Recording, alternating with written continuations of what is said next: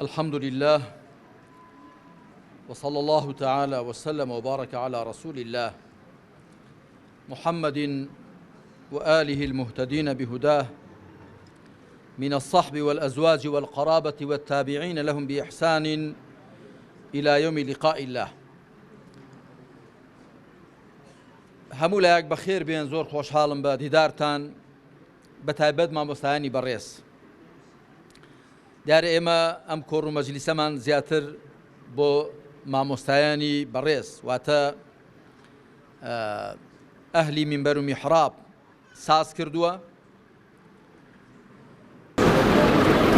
خۆشحاڵم کە ئەم شەو بە دیداری ژمارەیەکی زۆر لە مامۆستایانی ئەم دەڤەرە خەلیفان و دەوروبەری شاد دەبم، هەروەها لەگەڵیشیاندا ژمارەیەک لە ڕیسپیان و لە چین و توێژەکانی دیکە و ژمارەیەک لە خوشکانی بەڕێزیشمان.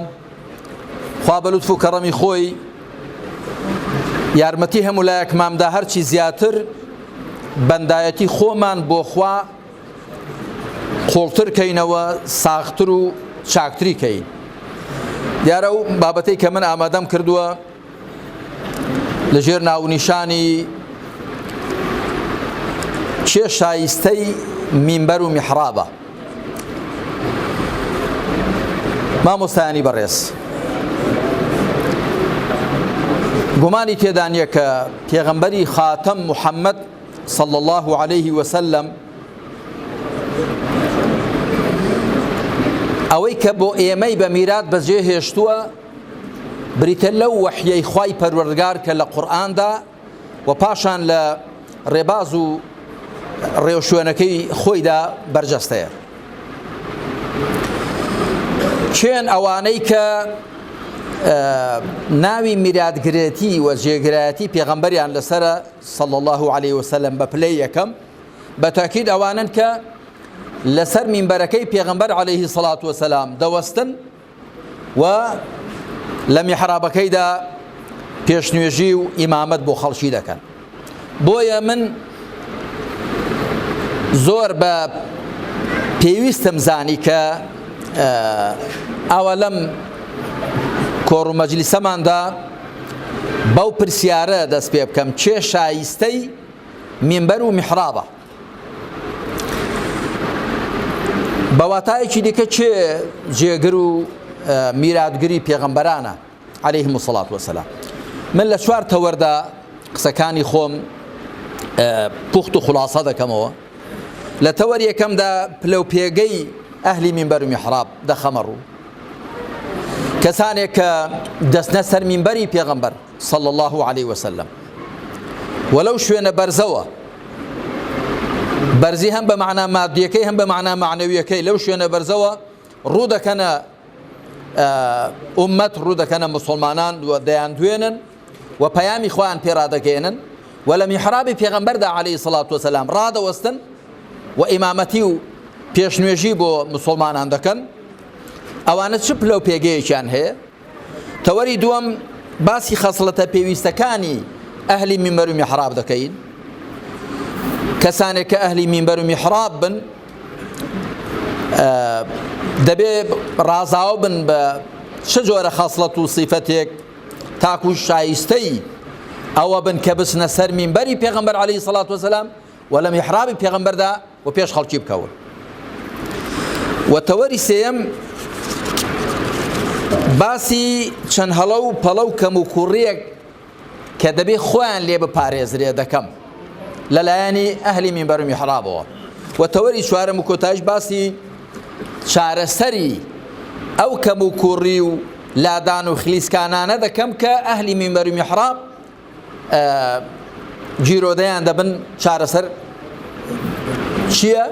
و لە کۆتایشدا دیارە ڕوویەک دەکەمە خەڵک و جەماوەری خۆمان، جەماوەری مسلمان کە دەبێ ئەوانی لەگەڵ ئەهلی مینبەر و میحرابدا لەگەڵ مامۆستایان و جێگرانی پێغەمبەردا عەلەیهی سەڵات وەسەلام چۆن مامەڵە بکەن.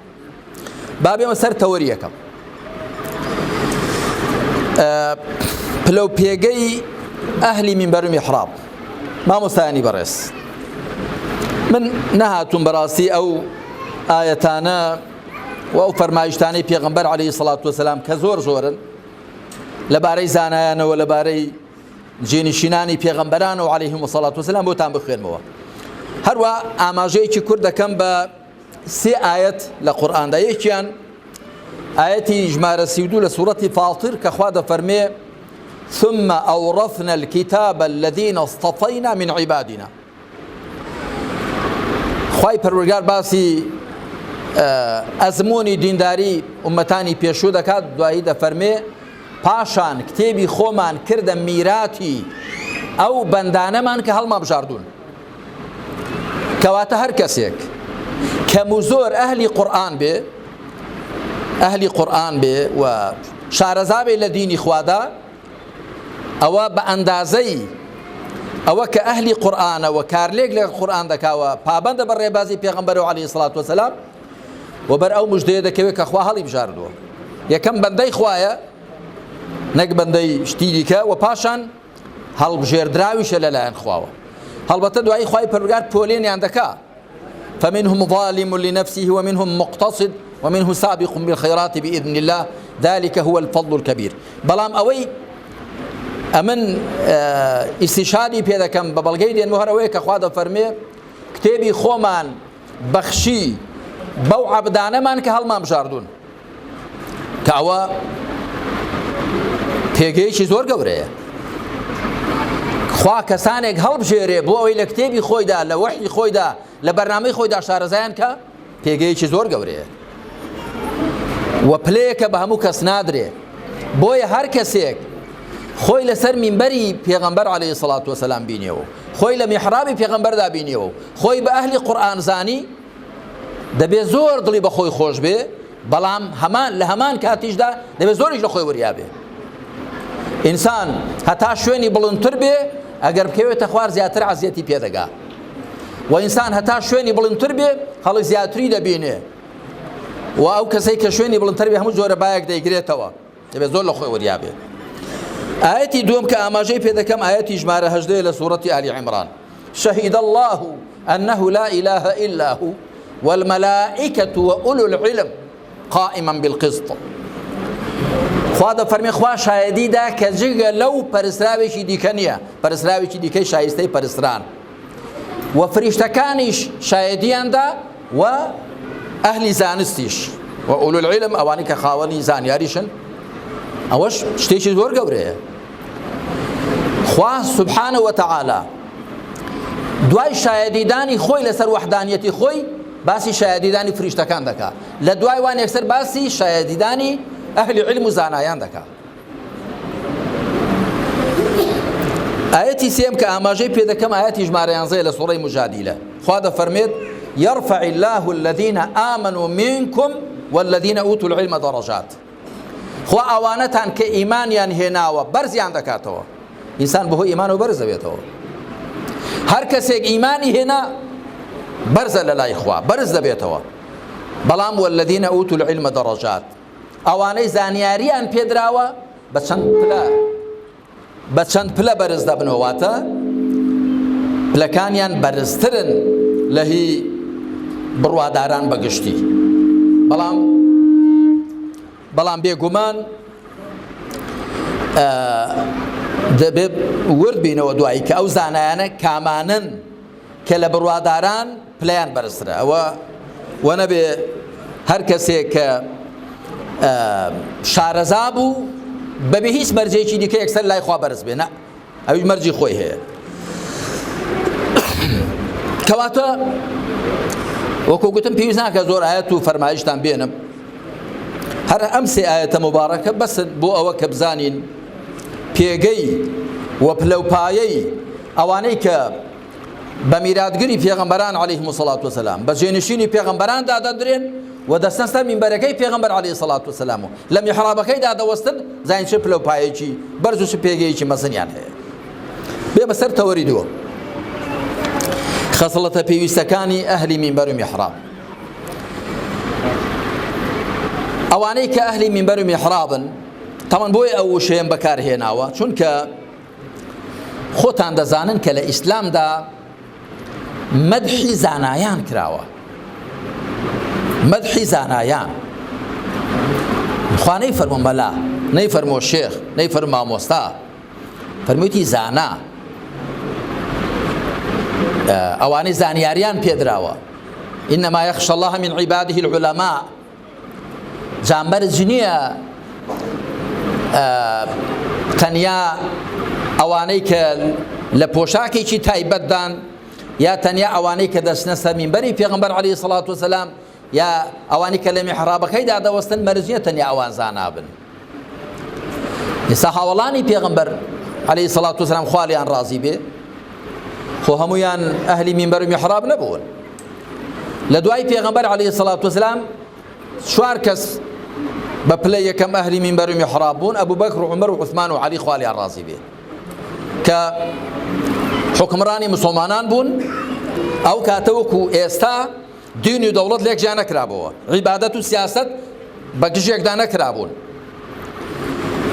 حکمڕانی مسلمانان پێشنوێژی بۆ مسلمانان دەکرد، وتاریشی بۆ دەدان، خەتیبیان بوو، ئیمامیان بوو، سەرۆکیشیان بوو.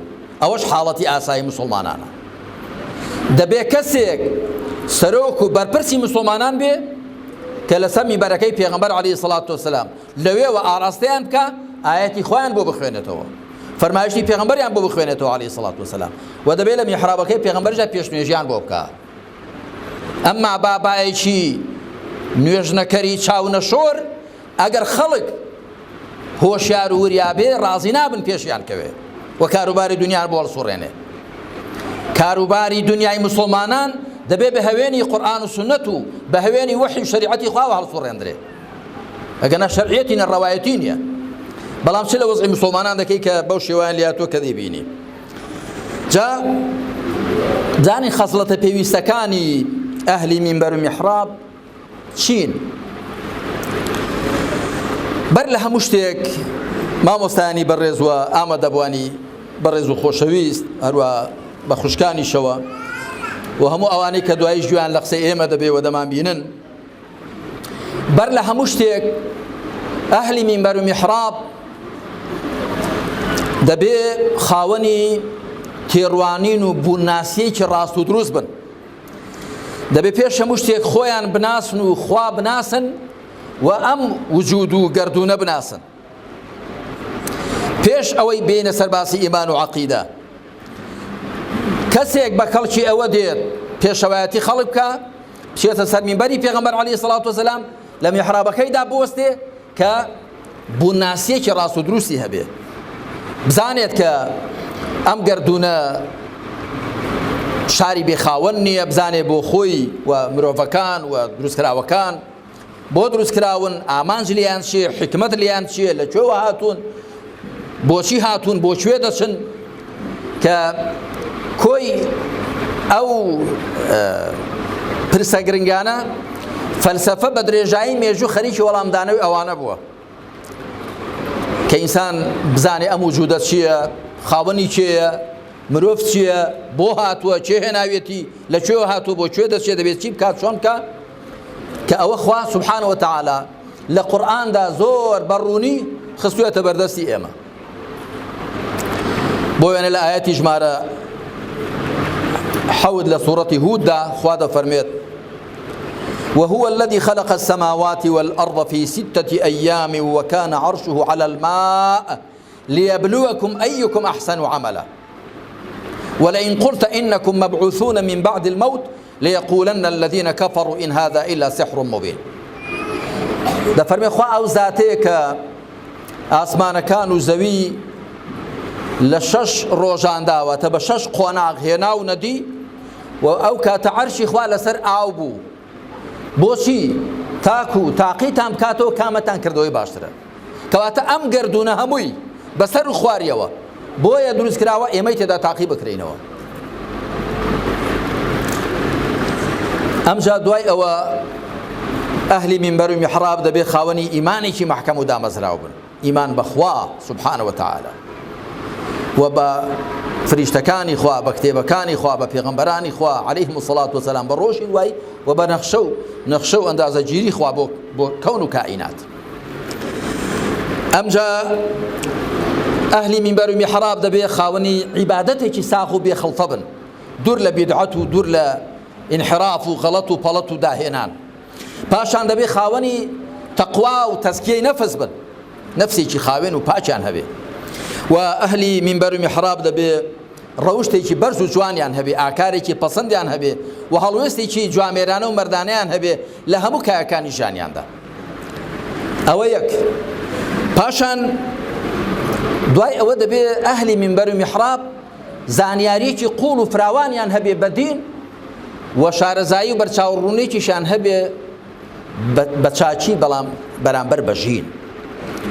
هەم دەبێ لە دیندا زانا بن، هەم بە ژینیش ئاشنا بن، شارەزا بن. ئەگەر تەماشای زانایانی پێشێمان بکەین، پێشەوایەکانمان ڕزا و ڕەحمەتی خۆیان لێبێ، وەکو چۆن شارەزای وحی خوا بوون، زۆریش ئاشنای ئەهلی دنیا بوون. یعنی بۆ وێنە گەر وێنەیەکتان بۆ بێنمەوە، ئەبوو حامید غەزالی کتێبێکی گچکەی هەیە نامیلکەیەکە بە ناوی الکەشف والتەبین في غرور خلق الله ئەجمەعین. نامیلکەیەکی گچکەیە بەڵام دێنێ هەموو چینەکان، هەموو توێژەکانی کۆمەلگا باز دەکات. زانایان نوختە زۆفیان چییە؟ بازرگانەکان ئەمجا دێت پێدا دێ ئەهلی کەسابەت، دەوڵەمەندەکان، نەدارەکان، کرێکارەکان، جوتیارەکان، هەمووی پێدا دێ بە هەمووان. بۆ معنە زۆر شارەزا بووە. زانا دەبێت وەکو چۆن لە دیندا شارەزایە بە حەقەت دێ بە ژینیش ئاشنا بێ. هەندێک لە مامۆستایان کە شارەزای خەڵک نین، شارەزای کۆمەلگانین، بە ئاسانی فێڵیان لێ دەکرێت، لە خشتە دەبرێن، کڵاویان لەسەر دەندرێ، بۆ مەبەستێکی ناشەرعی پێچەوانی بەرنامەکەی خۆیان بەکاردەهێنرێن، هەر بە خۆشیان نازانن. بەڵام زانا دەبێ بە خەڵک ئاشنا بێ، دەبێ خێر و شەڕی کۆمەلگا لێک کاتەوە. زانایانی ئێمە، پێشەوایانی ئێمە زۆر شارەزای تەوژمە سیاسی و فکرەکانی ڕۆژگاری خۆیان بوون. پیاوێکی وەکو ئیبن تەیمیە تەماشا دەکەی، پیاوێکی وەکو ئیبن القەیم تەماشا دەکەی، عالمەکانی دیکە و ئەشاتیبی تەماشا دەکەی، پیاوێکی وەکو شێخ عەبدولقادری گەیلانی تەماشا دەکەی. زۆر شارەزای حاڵ و باڵی خەڵک بوون، نەک لە بورجێکی عاجیدا بن، تەنیا لە کتێبی خۆیان شارەزا بن، شارەزای واقعی کۆمەلگاش بوون. صفەتێکی دی، خەسڵەتێکی زۆر پێویست بۆ ئەهلی مینبەر و میحراب ئەوەیە کە ناخێکی پاک و ڕەوشتێکی چاچیان هەبێ. مامۆستایان هەرچی هەڵە و پەڵەی مرۆڤ هەیە کە تووشی دێت، جا چه بەنسبەت ئەهلی مینبەر و میحراب، چه بەنسبەت خەڵک بەگشتی، ئەگەر سیاسەتمەدارە، ئەگەر کاسبە، ئەگەر بازرگانە، ئەگەر گەنجێکە، ئەگەر پیرێکە، پیاوە ئافرەتە، هەرچی غەڵەت و پەڵەتی زاهیری و ڕواڵەتی هەیە ئینسان تووشی دێ، ڕەگوڕیشەکەی دەگەڕێتەوە بۆ ناخی. بۆیە خوای پەروەردگار لە سوورەتی الأنعامدا دەفەرمێ وەذەڕوو ظاهر الإثم وباطنه، گوناحی ئاشکرا و گوناحی پەنهانیش واز لێ بێنن. هەرچی گوناحی ئاشکرایە، هەرچی گوناحی ئەندامەکانە، هی جەواریحە، هەمووی پەیوەندی بە دڵ دەروونەوە هەیە. بۆ وێنە ئینسان کەنجی زەم و غەیبەتی کەسێک دەکات کە لە ڕقەوە لە دڵەوە ڕقی لێ بێ. کەنجی ئینسان تەکەبور و فیز و کەشخەی پەیدا دەبێت کە لە دەروونەوە خۆی لەلا گەورە پەسەند بێ.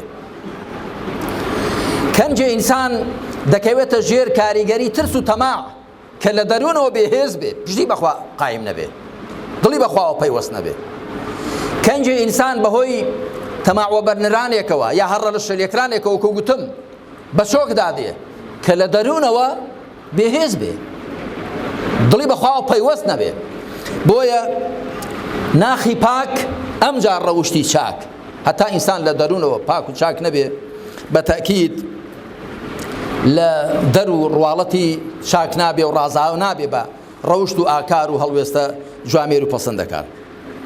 صفەتێکی دیکەی زۆر پێویست بۆ ئەهلی مینبەر و میحراب بریتێ لە مەبدەئی بوون و خۆراگر بوون. مەبدەئی بێ، ئەو پرانسیپ و مەبدەئانەی کە لە پەیامی خوا وەریگرتوون لە قورئان و سونەت بە هیچ شتێکیان نەگۆڕێتەوە. جا خوای متعال لە دوو شوێنان لە سێ شوێنان لە قورئان دەفەرمێ وەلا تەشتەڕوا بئایاتی الله یا بئایاتی ثەمەنەن قەلیلا، نرخێکی کەم بە ئایەتەکانی خوا مەکڕن، ئایا ئەگەر بە نرخێکی زۆر ئاەتەکانی خوا بفرۆشی و نرخێکی زۆریان پێ بکڕی دەبێت ڕەوا بێ؟ بەتاکید نەخێر. بەڵام مەبەست چییە؟ یعنی ئەگەر هەموو دنیا شت دەنێ لە بەرامبەر ئاەتەکانی خوادا ئەتۆ هەر شتێکی کەمت بە ئاەتەکان کڕیوە، شتێکی گرانبەهات داوە، شتێکی بێقیمەتت کڕیوە، ئەگە هەموو دنیاش بێ. مەبەستەوەیە. مەبەستەوە نییە کە ئەگەر نرخێکی زۆر وەربگری لە بەرامبەر ئاەتەکانی خوا قەیدێ نەکا، بەڵام ئاگات لێبێ هەرزان فرۆشی نەکەی. نە. ئەگەر هەموو دنیا شت دەنێ هەر نرخێکی کەمە. ئەمجا خۆراگربوون ئەگەر ئینسان مەبدەئی بێ بە تایبەتی ئەهلی عیلم، ئەهلی منبەر و میحراب، ئەو مەبدەئانانی خۆیان نین، هی حیزبێکی دەستکرد نییە، هی حیزبێکی شەیطانی نییە، حیزبێکی عەلمانی نییە، هی خوایە، وەحی خوایە. بۆیە تو بۆت نییە سەودا و مامەڵە و بازرگانیان پێوە بکەی. ئەسڵەن ئەمە زۆر پێم حەیفە حیزبێک کە بەرنامەکەی غەیری قورئان و سونەتە تەماع لە مەلایەکی بکە، زۆر حەیفە. مەلایەکە لەسەر منبەری پێغەمبەر دەوەستی عەلەیهی سەڵات وسەلام، لە میحرابەکەیدا دەوەستێ حیزبێک کە بڕای بە قورئان و سونەت و بڕای بە منبەر و میحراب و بەو کەسەشنێ کە منبەر و میحرابی داناوە کە پێغەمبەرە تەماعی تێ بکە، بیکڕێ. زۆر حەیفە، زۆر حەیفە. هەر ئەسڵەن تەماع تێکرانەکەی حەیفە، چ جای کڕان و فرۆشانەکەی؟ هەرەوە کە تەماع تێ بکەن زۆر حەیفە، زۆر عەیبە. صفەتی و خەسڵەتی پێنجەم کە پێویستە بۆ ئەهلی منبەر و میحراب ئەوەی کە ئەمیندار بن لەسەر ئیسلام، ئەمیندار بن، ئەمیندار. تەماشا بکەن پێغەمبەران عەلەیهیم السەڵات وەسەلام لە سوورەتی ئەلعەرافدا لە گەلێکی دیکەی قورئاندا چ بە قەومەکانی خۆیان دەڵێن؟ ئینی لەکم ناصح ئەمین.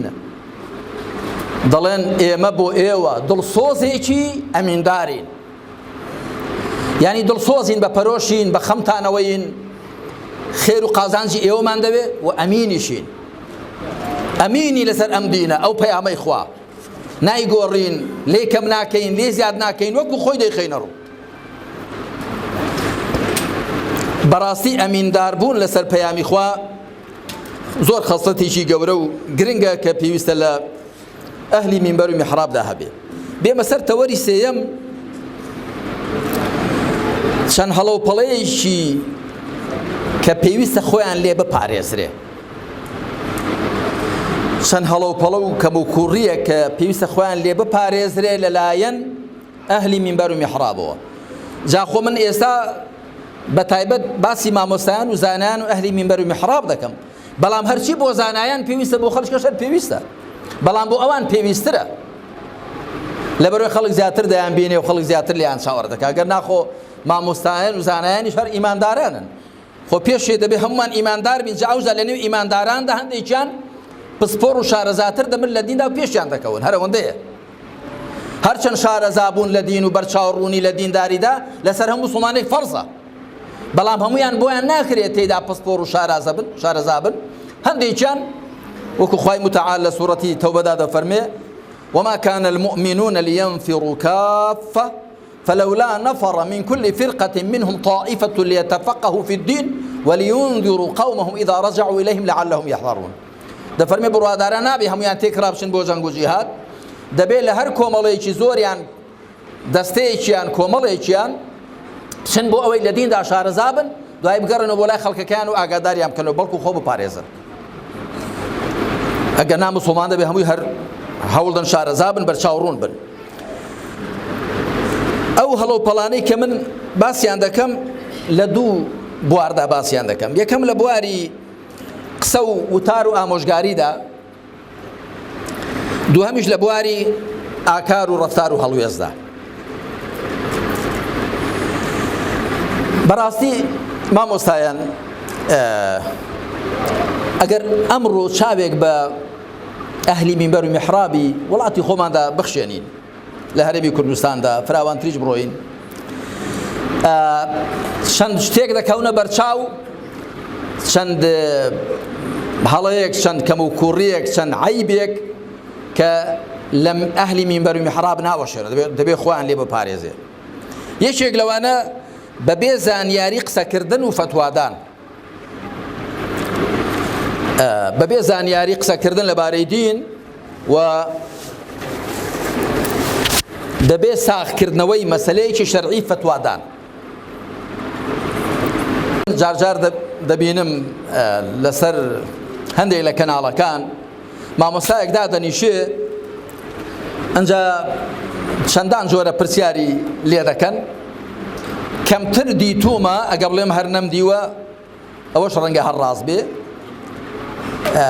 یەکێکم نەبینیوە لە وەڵامی یەکێ لەو پرسیاراندا بڵێ نازانم هەموو شتێک هەر دەزانم ئەمجا هەر مۆدەژ ئیکتیفا ناکا بڵێ دەزانم ئەمجا فتواش دەدا کە لە ڕاستیدا ئەوە نابێ وابێ. پێغەمبەری خاتەم صلى الله عليه وسلم پێشەوەی بڕۆین بۆ هاوڵان و پێشەوەی بڕۆین بۆ پێشەوایان پێغەمبەری خاتەم عليه الصلاة والسلام پرسیاری لێ کراوە لەبارەی سێشتان فەرموویەتی نایزانم چاوەڕێم بکەن دوای وەڵام دەدەمەوە. لەبارەی ڕوح پرسیاری لێ کرا لەبارەی ئەصحاب الكهف و لەبارەی ذوالقەرنەین. قوڕەیشەکان وەفدێکیان بەڕەسمی لە مەککەوە چوو بوو بۆ مەدینە دیارە یا هەندێک دەڵێن لە مەدینەوە هاتبوون وەفدێکی جوولەکە دووسێ ڕیوایەت هەیە ئەو سێ پرسیاران لە پێغەمبەر کردن عليه الصلاة والسلام فەرمووی نازانم بەس مۆڵەتم دەن بەیانی وەرنەوە دیارە بەیانیش نەبوو هەتا هەندێک دەڵێن مانگێکی پێچوو یاخود کەمتر یا زیاتر دوای خوا سبحانه وتعالى لە سوورەتی کەهفدا وەڵامی دوو پرسیاریانی دایەوە لە سوورەتی ئیسرائیشدا وەڵامی ڕوح ئامۆژگاریشی کرد فەرمی ولا تقولن لشيء إني فاعل ذلك غدا إلا أن يشاء الله واذكر ربك إذا نسيت وقل عسى أن يهديني ربي لأقرب من هذا رشدا. فەرمووی جارێکی دیکە بە هیچ کارێک مەڵێ بەیانی دەیکەم مەگەر بڵێ ئەگەر خوا بیەوێ و یادی خوا بکە هەر کاتێک لە بیرت چۆوە و ئومێد وایە کە خوا باشترت ڕێنمایی بکە لەمە دووە وریاتر بی لە خۆرا بەڵێن نەدەی بڵێ بەیانی یا دوو بەیانی. یەکی دیکە لە هەڵەکان کە لە هەندێک لە ئەهلی مینبەر و میحراب خۆ دیارە مەبەستم لە هەمووان هەر نییە ئەوەیە کە دەبێ خۆ بپارێزری لەوەی بە پێی ئارەزووی خەڵک قسە بکرێت بە پێی هەوای خەڵک بە پێی پێخۆشبوون و کەیف پێهاتنی خەڵک نابێ قسە بکرێت. خەڵک چۆنی پێخۆشە هەرچی حرامە بۆی حەڵالکێ خەڵک هەمووی نا خەڵکێکە بە دوای ئارەزوو دەکەوێت خەڵکی موسڵمان وان نییە. مامۆستا ئەهلی مینبەر ئەهلی میحراب دەبێ وریابێ بە دوای ئارەزووی خەڵک نەکەوێت بە دوای هودای خوا بکەوێ نەک بە دوای هەوای خەڵک. خوای پروردگار دەفەرمێت چی ولو اتبع الحق أهواءهم لفسدت السماوات والأرض ومن فيهن. ئەگەر حەق بە دوای ئارەزووی خەڵک کەوێ ئاسمان و زەوی ئەوەی تێیاندا هەمووی تێک دەچێت هەموو بەسەرێکدا تێک دەچێت. یەک دەڵێ خوا باران ببارێ یەک دەڵێ نەبارێ یەک دەڵێ سەرما بێ یەک دەڵێ گەرما بێ یەک دەڵێ وا بێ یەک دەڵێ وا بێ. بەڵام خوا ئەم گەردونەی داناوە بە سیستەمێکی دادگەرانە عیلمیانە بەڕێوە دەچێنەک بە دوای ئارەزووی خەڵک بکەوێت. مامۆستایان ئەهلی مینبەر و میحراب نابێ بە پێی پێخۆشبوون و ئارەزووی خەڵک و یا بە پێی هەوای مەجلیس زانە مەجلیسەکە چۆنی پێچاکەوا بڵێ جا لێرە شتێک بڵێ و لەولا شتێکی دیکە بڵێ ئەمڕۆ شتێک بڵێ سبەینێ شتێکی کە بڵێ قسەی دژ و پێچەوانە و پێکەوە ناکۆک. شتێکی دی ئەوەیە کە ئەهلی مینبەر و میحراب دەبێ خۆ بپارێزن لە شوێنکەوتنی ئارەزووی حوکمڕانان ئەو حوکمڕانانەی کە چاویان لەوەیە هەموو شتێکیان بۆ ڕەوا بێ چاویان لەوەیە کە ئەوان چۆنیان پێخۆشە دنیاوا بێ کە بەداخەوە تەوانە من هەرچی کە دەیڵێم لەو نوعانە من هەمووی هەیە بەڵام من وەکو دڵسۆزێک بۆ هەموو لایەک وەکو دڵسۆزێک وەکو پەرۆشیەک بۆ هەموو لایەک ئەمڕۆ دنیا سپەینی قیامەتە کەسێک کە بە ناوی دینەوە قسە دەکا زۆر خەتەرە دەبێ زۆر وریابێ. ابن القەیمی جەوزی کتێبێکی هەیە 4 بەرگە بە ناوی ئیعلام الموقعین عن رب العالمین ئاگادارکردنەوەی ئەوانەی ئیمزا دەکەن بە ناوی پەروەردگاری جیهانەکانەوە. عالیم کە فتوا دەدا بە ناوی خۆەوە ئیمزا دەکات دەبێ زۆر وریابێ دوایی چەند کەس بەو فتوایی تۆ ئەگەر غەڵەت بێکار بکەن گوناحی هەمان دێتە ئەستۆ. پێغەمبەر دەفەرمی عەلەیهی سەڵات وەسەلام قازیەکان 3 قازین ئەوانی دادوەری دەکەن دویان لە جەهەنەمێ دانیشیان لە بەهەشتەیە. قازیەک کە نازانێ و بە نەزانی حکم دەدا ئەهلی ئاگرە. قازیەک کە حەقێ دەزانێ و پێشەوانەی حەق حکم دەدا ئەهلی ئاگرە. قازیەک کە حەقێ دەزانێ و بە حەقیش حکم دەدا ئەوە ئەهلی نەجات و ئەهلی بەهەشتە. مفتی شەروایە قسەکردنیش بە ناوی دینی خۆی تاالە هەروایە. پاشان شتێکی دی کە بۆ ئەهلی منبەر و میحراب پێویستە خۆی لێ بپارێزن ئەوەیە کە کاتێک باسی دین دەکەن بگەڕێنەوە بۆ قورئان و سونەت، نەک ملی حکایەتان بگرن. جا ئەو حکایەتانی کە لە مێژوودا بوون زۆری ئەفسانە و خوڕافاتە، یان ئەو حکایەتانی کە لە ژیانی ڕۆژانەماندا هەن. بەڵێ دەگونجێ ئینسان شتێک بجێڕێتەوە لە مێژوودا لە ئێستادا بۆ پەندێ وەرگرتن، بەڵام وتار هەمووی ببێتە حکایەت، دوای کابرا تەماشا دەکا ساڵێک وتارت بدا هەمووی حکایەتە. دوایەتی بۆ تەفسیر کە سێ فەرمایشتی پێغەمبەر عەلەیهی سەڵات وەسەلام، چوار بنەمای شەرعی، بەرچاوی ڕوون کۆ بزانێ دین چییە.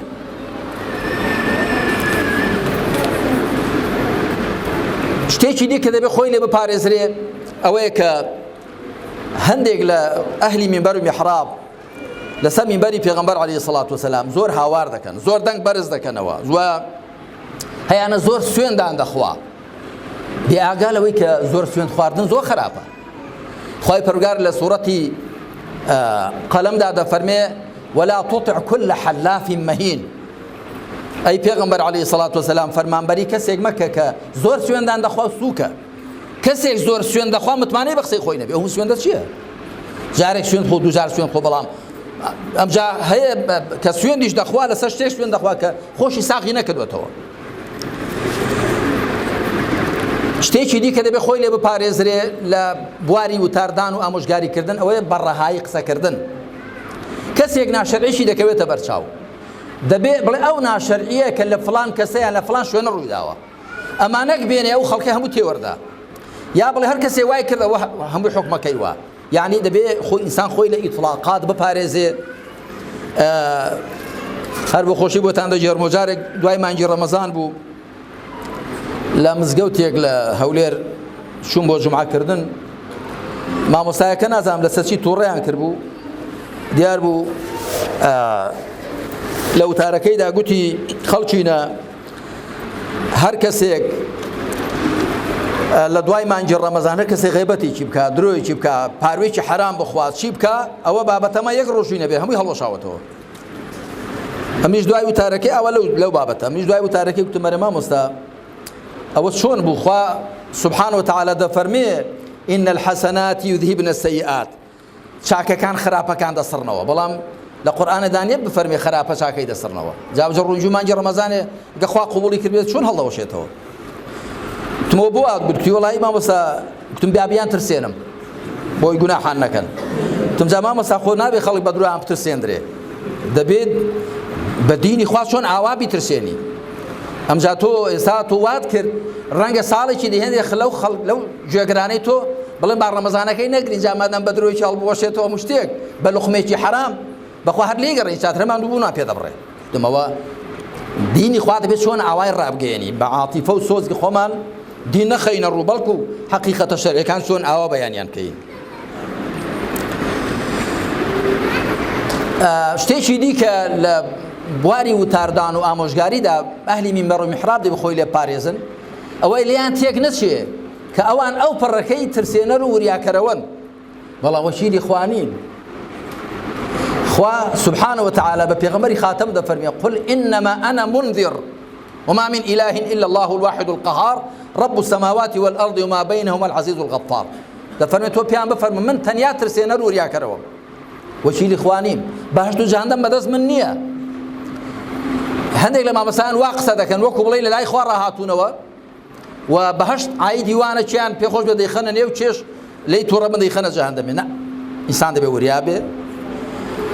ئەبوو جەعفەری تەحاوی لە مەتنی عەقیدەی تەحاویدا دەڵێ بەنسبەت ئومەتی پێغەمبەر عەلەیهی الصەلاة والسلام ولا ننزل أحدا منهم جنة ولا نارا، هیچ کامیان لە بەهەشت و جەهەنەماندا نابەزێنین. خۆ من نەقڵیاتی بەهەشت و جەهەنەماندا نەناوە. دەبێ ئینسان وریا بێ. دوایی خەڵک بەڕاستی پێویستە وەکو سروشتی ئیسلام چۆنە ئاوا بدوێندرێ، نەک وەکو ئەوەی خۆمان پێمان خۆشە یا ڕقمان لە کەسێک هەڵساوە. پێغەمبەر عەلەیهی سەڵات وەسەلام معادی کوڕی جەبەل وێکی دیکە لە هاوڵانی ناردن بۆ یەمەن، سێ ئامۆژگاری کردن. فەرمووی يسرا ولا تعسرا بشرا ولا تنفرا تطاوعا ولا تختلفا وەکو لە صحیح بوخاری مسلم دات فەرمووی دین بۆ خەڵک ئاسان بکەن و لیان وە زەحمەت مەخەن خەڵک دڵخۆشکەن و مەیان سڵەمێننەوە مەیان ترسێنن و لە نێو خۆشتاندا تەبابن و پێکەوە ناکۆک مەبن پێکەوە ناکۆک و دەمەقاڵیتان نەبێ ناکۆکیتان نەبێ ئەگەر ئەهلی مینبەر و میحراب پێکەوە ناکۆک بن و دەمەقاڵیان هەبێ خەڵکی چۆن یەک ڕیز دەکەن و چۆن یەک ڕەنگ دەکەن و خەڵک گوێ لە کامیان بگرێت ئەوە لە بواری قسە و وتار و ئامۆژگاریدا دەبێت خۆ لەو شتانە بپارێزرێ لە بواری ئاکار و ڕەفتاردا لە بواری هەڵوێست و هەڵس و کەوت و ئاکار و ڕەفتاردا دەبێت لەو بارەشدا خۆ لە حەوت شتان بپارێزرێ یەکەم بێهێزی لە بەرامبەر ترس و تەماعدا ئەهلی مینبەر و میحراب نابێ بێهێز بن لە بەرامبەر ترسدا بە پخێکی لە مشتێک پەشیمان بێ و لە بەرامبەر تەماعدا هەمیشە ئەوانەی کە دژی پێغەمبەران بوون عەلەیهیم السەڵات وەسەلام ناحەزی پەیامی خوا بوون پەنایان بردووەتە بەر هێڵە بێهێزەکانی ئینسان نقاتی ضعفی ئینسان ترساندنی یاخود تەماعوەبەرنانی یاخود چاواشەکردنی ئەو سێ کوچکەیە ئەگەر تەماشا بکەین لە بەسەرهاتی موسا عەلەیهی سەڵات وەسەلام و فیرعەوندا خوا سبحانه وتعالى باسی ئەو سێ دەکا باسی فیرعەون دەکا ڕەمزی ئیستیبداد و خۆسەپاندن و ترساندنی خەڵک باسی قارون دەکا ڕەمزی ئیستیغلالی اقتصادی و ئەمجا بە پارە کردن و فرۆشتنکردن بە خەڵک و باسی هامان دەکا ڕەمزی چاواشەکاری هەر حکمێکی غاشیم هەر حکمێکی خۆسەپێن کە خۆ بەسەر خەڵکدا فەرز دەکا پەنا دەباتە بەر ئەو سێشتە ترساندنی خەڵک بەدەسەڵات و تەماعوبەرنانیان بە لانی ئابووری و چاواشەکردنیان بە لانی عەلامی ڕاگەیاندن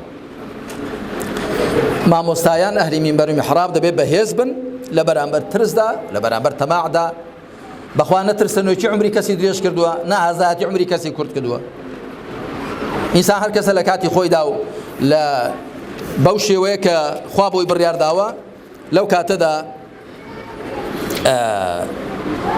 ئەم دنیا بەجێ دێڵێ ئەگەر هەموو دنیا کۆ بنەوە ناتوانن سەعاتێک ژیانی تۆ درێژکەنەوە یاخود کەمیکەنەوە خوا چۆنی بڕیارداوە هەروە دەبێت هەڵبەتە مامۆستانەوە بۆ خەڵک بازەکەن دێ بۆ خۆیان بەکردەوە و لە خۆیاندا پراکتیزە بکەن جا بۆ زانیاریتان قسەکردن سەهلە بەڵام ئیشپێکردنی ئاسان نییە شتێکی دیکە لە ڕووی هەڵس و کەوت و هەڵوێستەوە دەبێت خۆی لێ بپارێزرێ بێهێز و پێزی لە بەرامبەر هەوا و ئارەزوودا یعنی ئەهلی مینبەر و میحراب دەبێ وەکو چێ وابن لە بەرامبەر شەهەوات و شوبوهاتدا دەبێت زۆر دامەزراو بن چونکە بەڵێ بەشەر تووشی هەڵەدێ بەڵام حەقیقەت دوایی ئەهلی مینبەر و میحراب ناحەزیان زۆرن خەڵک لیان لە کەمین و لە بۆسەدایە هەر کەسێکیان غەڵەتێک پەڵەتێکی هەبێ دوایی کوتکوتە هۆڵی بۆ دەست دەدەنێ بۆیە دەبێت زۆر لە خۆی وریابێ وەکو گوتم ئینسان تا شوێنی بڵندتر بێ خەڵک زیاتری دەبینێ خاڵێکی دی بریتێ لەوە کە خۆ بپارێزرێ لە خۆپەسەندی و خۆبەزلگری و خەڵک پێ خراپ بوون ئەهلی عیلم و ئەهلی مینبەر و میحراب ئەگەر خوا ڕوحمیان پێ بکا دیارە هەڵبژێردراوی نێو خەڵکن بە مەرجەکان و سیفەتەکان لە خۆیاندا بێن نەدی بەڵام نابێ ئەوە وایان لێ بکا کە لەلایەن خۆیان لەلا زل بێ قسەی حەق وەرنەگرن پێشنیار ڕەخنە وەرنەگرن و پرسیار نەکەن ڕاوێژ نەکەن بە خەڵک یاخود خەڵک پێیان وابێ کە خەڵک هەموو بە هیلاک چووە ئەو ڕەشبینی و بەخشینەوەی ڕەشبینی بەنێو خەڵکدا شتێکی خراپە شتێکی دی بریتێ لە ئەوە کە ئینسان لەبەرەوە کە شارەزایە لەبەرەوە کە ئامۆژگاری خەڵک دەکات دەبێت لە خۆیان وریابن ئەهلی مینبەر و میحراب کە لە کەوری خۆیان دەرنەچن بەوە لە خۆبایی نەبن پێوانە بێ لەبەرەوەی کە لە نوێژدا لە پێشەموانەوەیە پێوا بێت بۆ بەهەشتێش لە پێشەموانەوەیە یا لەبەرەوەی کە لە سەر مینبەر لە هەمان بڵینترە پێوا بێ لە بەهەشتێش دەرەجەی لە هەمان بڵینترە نا لە بەهەشتی حساب و کتاب بە تەقوایە بە کردەوەی چاکە بە ئیخلاسە بە بۆ خوا سوڵحانە کە مەرجیش نییە چێ چۆتە سەر شوێنیشی بڵندتر لە بەهەشتێش لەوان بڵندتر بێت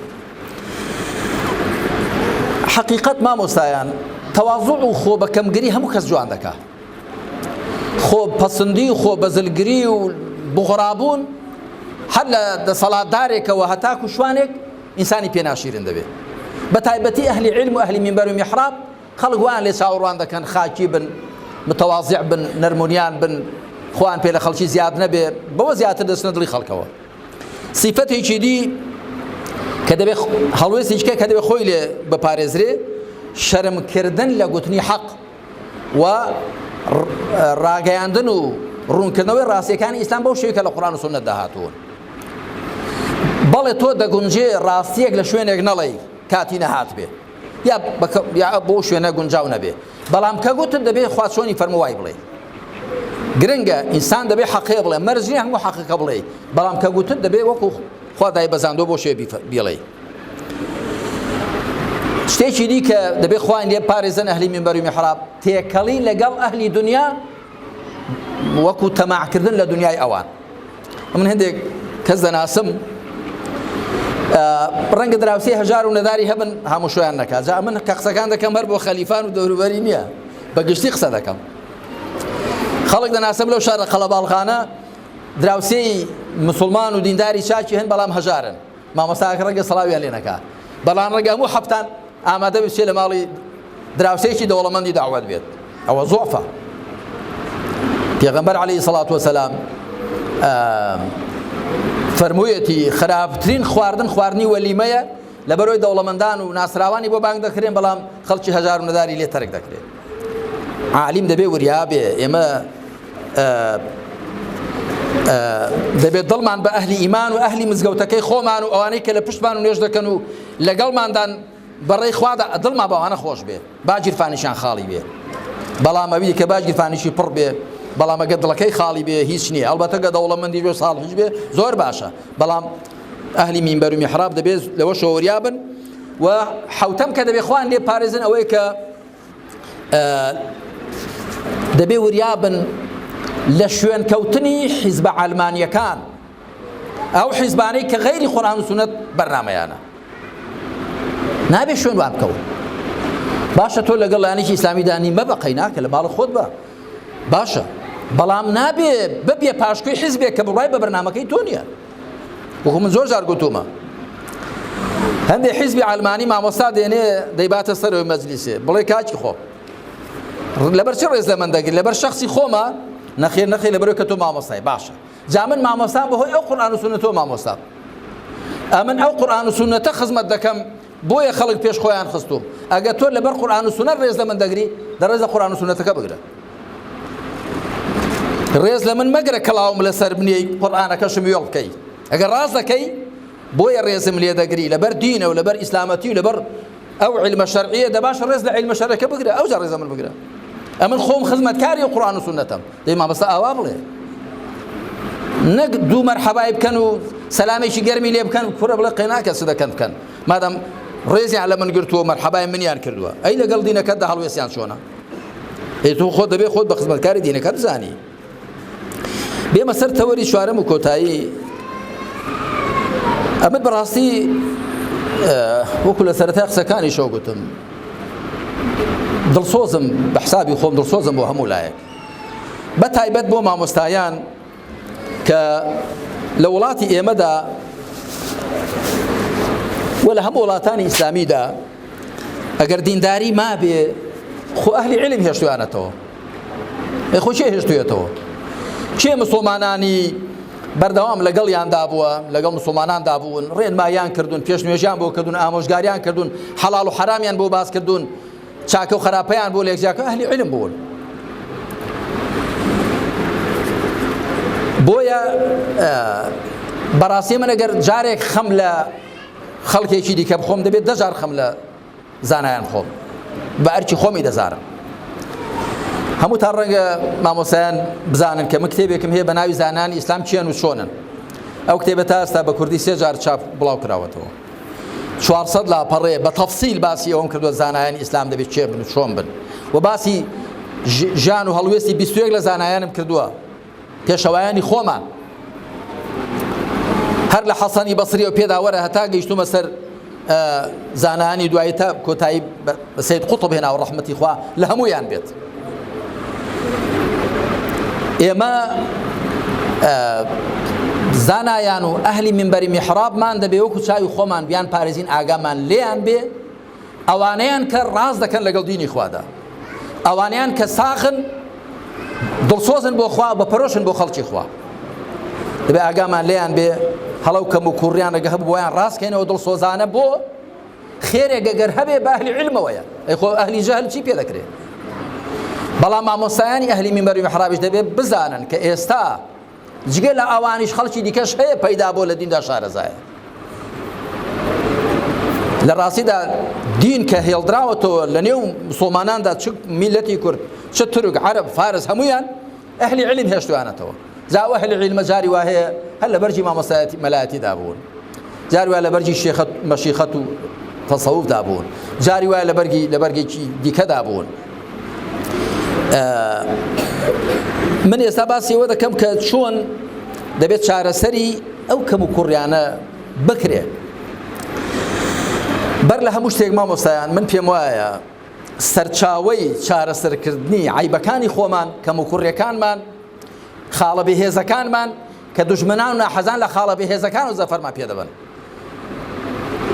ئەهلی دنیا بە حکومڕانان و بە خەڵکی دیکەوە زەفەر بە چێ دەبن؟ زەفەر بە کەسێک دەبێت لە بەرامبەر تەماعدا، لە بەرامبەر ترسدا، لە بەرامبەر شەهەوات و شوبهاتدا بێهێزە. بەڵام ئەگەر محکەم بێ تەماعی تێ ناکەن، هەر لە ڕێوە تەماعی تێ ناکەن. جا یەکەمین هەنگاوی چارەسەر، یەکەمین خاڵی چارەسەر بریتێ لە زیاتر و چاکتر خواناسی و ئیمانی خۆ زیاتر دامەزراندن و عیبادەتی خۆ زیاتر ساختکردنەوە، تەقوای خۆ باشترکردن و نەفسی خۆ زیاتر تەزکیەکردن. ئەمە پێ وایە ئەوە هەنگاوی یەکەمە. ئەوە یەک. دوو، دەبێت زۆر کار بکەین لەسەر ناخی خۆمان. ئەمن بە ئەزمموی شخصی خۆم بۆم دەرکەوتووە کە بەڕاستی پسپۆڕانی بواری تەزکیەی نەفس کە بە ئەهلی تەسەوف ناسراون، بە ئەهلی عیرفان ناسراون، بە ئەهلی تەزکیە ناسراون، ئەوانە مامۆستا و شارەزان لەو بوارەدا. ئەوەی ئەبوو حامیدی غەزالی لە کتێبی ئیحیا علوم الدین لە ڕوبعی المهلیکات والمنجیاتدا دەربارەی عیبەکانی نەفس باسی دەکات و چۆنێتی چارەسەرکردنی ئەو عیبانی نەفس کەم زانای دیکە هەناوە فکریان بەوە بشتێ. ئەبوو حامیدی غەزالی زۆر کاری لەسەر خۆی کردووە. بۆیە من وەکو برایەکی دڵسۆزی خۆتان دەڵێم بە زۆر بەهرەوەر بگرین لە کەلەپور و توراثی ئەهلی تەزکیە، ئەهلی تەسەوف، وەکو چۆن بۆ حکمە فیقهیەکان دەگەڕێن و لای فوقها و شەرعزانان، وەکو چۆن بۆ زانینی معنای قورئان دەگەڕێن بۆ لای مفەسیرین، بۆ حکمی فەرمودەیەک لە ڕووی سەنەدەوە یا لە ڕووی معناوە دەگەڕێن بۆ لای ئەهلی دیڕایە و ڕیوایە و لای ئەهلی حەدیث، دەبێ لە ڕووی تەزکیە شۆ بگەڕێنەوە بۆ لای پسپۆڕانی ئەو بوارە. ومن لێتان ناشارمەوە ئەو ڕەوتەی کە لە سەرەتاوە بە ناوی ڕەوتی وەهابی هەبووە، دوایی مەسەلەن ناوی جۆراوجۆری لێنراوە کە حەساسیەت و هەسیارێکی زۆری پەیدا کردو بەرامبەر بە ئەهلی تەسەوف و تەزکیە بەگشتی. ئەوە زەربەی زۆر داوە.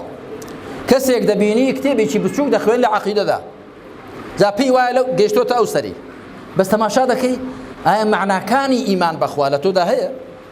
ئەوەی کە ئەهلی تەزکیە باسی دەکەن، ئەوەی کە عولەما و ئەئیمەی ئێمە باسی دەکەن، چێش لە عیبادەت دەکەی؟ یادی خوات چەند هەیە؟ چەند نەفسی خۆت دەتوانی بشتێنیەوە، دەتوانی لەگەڵ خۆتدا بەو شێ مامەڵە بکەی کە نە خاتری خۆت بگری، نە زوڵم لە خۆ بکەین، نە زوڵم بۆ خۆت بکەی. ئەمە دەبێ وریابین کە بە ئیطلاق قسەکردن وەڵا کاکە ئەهلی تەزکیە ئەهلی تەسەوف هەمووی شتێکیان نا. ئەبوو حامیدی غەزالی ئیحیا علوم الدینی داناوە، خەڵکێکی زۆر لێی بەهرەمەند بۆ وێنە. ئیبن القەیمی جەوزی مەدارج السالکین شەرحی مەنازل السائرین کە هیچ شەیخ الهەڕەویە، سێ بەرگە هەمووی باسی ئەوەیە.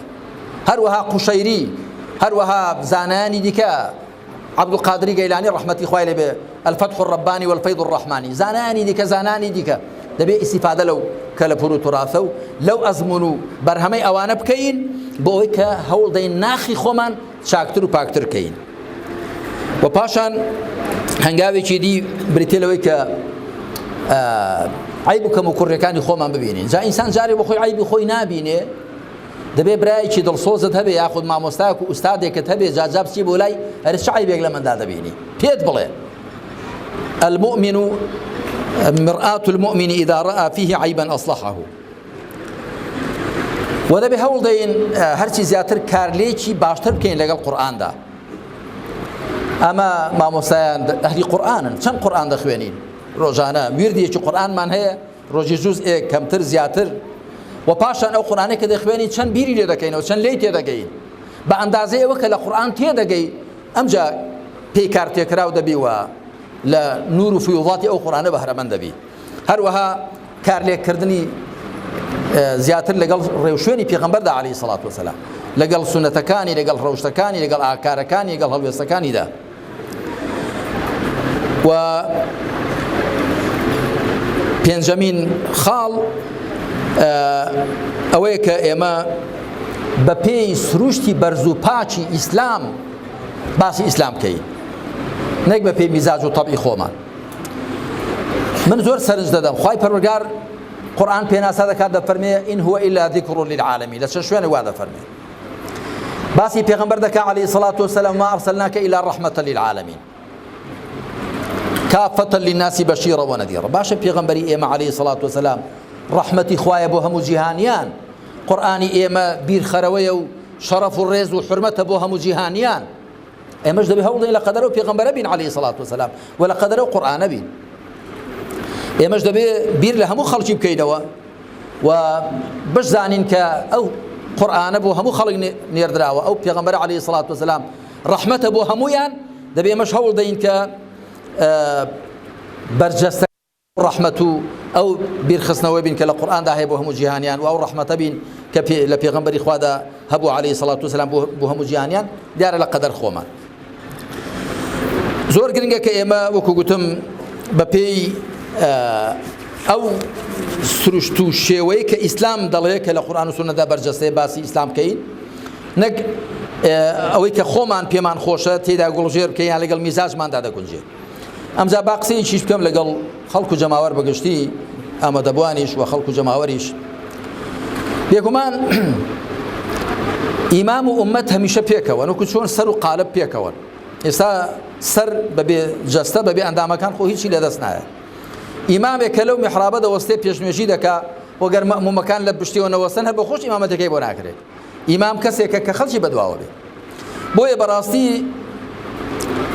مامۆستایان ئەوانە کە ئەهلی مینبەر و میحرابن جارێ یەکەم دەبێت زۆر ئاگایان لە مەمومەکانیان بێ، ئەوانەی کە لە پشتیان دەوەستن بەوانەوە بوونە ئیمام. ئەگەر ناتۆگەر خەڵکە لە دوانە بێ ئیمامی چی؟ ئەو خەڵکەش دەبێت زۆر وریا بێ بە ئیمامەوە ئەوانیش ئومەتن. ئەگەر ناتۆ ئیمامێک نەبێت تۆ چی؟ لە تۆ مەڕی بێشوان و پرژ و بڵاوی بەڕەڵدای وەکو تەسبیحی پچڕاو وای هەر نەکەی دەشتە شوێنێکی. کەنجێ ئەحزابی عەلمانی حیزبە سیکۆلاریستەکان ئەو حیزبانەی کە بەرنامەیان غەیری قورئان و سونەتەکەی زەفەریان بە خەڵکی ئێمە برد. دوای ئەو خەڵکە پڕژا، دوای ئەو خەڵکە مامۆستایان یان مامۆستایان ئەهلیەتی ئەویان نەبوو ئیمامیان بن و خەڵکەکە بگرنەوە، یاخود خەڵکەکە وازی لە ئیمامەکان هێنا. ئەمجا بەدەم گورجی ئەحزابی غەیرە ئیسلامی وەچوون. مەبەستم ئەو حیزبانەی کە بەرنامەیان غەیری قورئان و سونەتە بەڵکو پێچەوانەی قورئان و سونەتیشە. بۆیە خەڵک و جەماوەریش دەبێ بزانێ ئیمامەکەی چێیە، پێشەوایەکەی چێیە، دەبێ ئاگای لێ بێ، بەرگری لێ بکە، بیپارێزێ، و مامۆستاش دەبێ بزانێ بەو خەڵکەوەشتە ئەو جازە ئاوڕیان لێداتەوە، ئاگای لێیان بێ، سەرپەرشتیان بکە، نێڵێ گورێک بیان بە. خوا بە لوتف و کەڕەمی خۆی یارمەتی هەموو لایەکمامدا کە هەرچی زیاتر دڵسۆز بین بۆ خەڵک و هەرچی زیاتر بەخەمەوە بین بۆ خەڵک و جەماوەر و هەرچی زیاتر خەمخۆر بین، ئەوەش بەوە دەبێت کە هەرچی زیاتر ئیماندار بین و بۆ خوا سوڵحاو بین و پەیوەندیمان تونند و تۆڵ بێ لەگەڵ خوادا و لەگەڵ پێغەمبەری خوادا صلی الله علیه وسلم. بەتەئکید هەتا بەندەی چاکتر بین بۆ خوا و شوێن کەوتووی چاکتر بین بۆ پێغەمبەری خوا علیه الصلاة والسلام، دڵسۆزتریش دەبین بۆ خەڵکی خوا. خوا لەو کەسانە مام جێڕێ. وصلى الله على محمد وعلى آله وصحبه أجمعين والحمد لله رب العالمين.